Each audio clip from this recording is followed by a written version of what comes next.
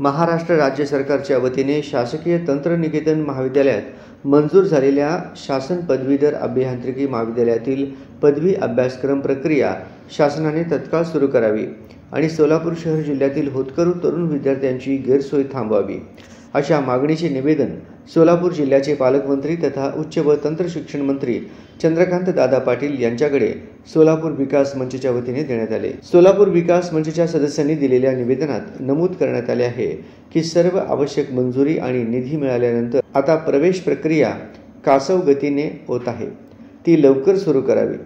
सोलापूर विकास मंचचे सदस्य रोहित मोरे यांनी मुंबई येथील विधिमंडळ अधिवेशनात पालकमंत्री चंद्रकांत पाटील यांची वैयक्तिक भेट घेऊन या महत्त्वाच्या विषयावर चर्चा केली।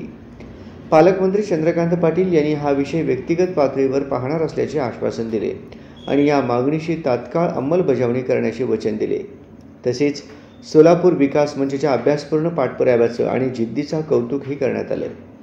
महाराष्ट्र राज्य शासनाने सोलापूरच्या शासकीय अभियांत्रिकी महाविद्यालयासाठी आवश्यक सर्व मंजुरी दिल्यानंतर प्रवेश प्रक्रियेत सुरुवात केल्यास इच्छुक अभियांत्रिकी विद्यार्थ्यांचा मोठा फायदा होईल आणि सोलापूरच्या शैक्षणिक सामाजिक विकासात महत्त्वपूर्ण योगदान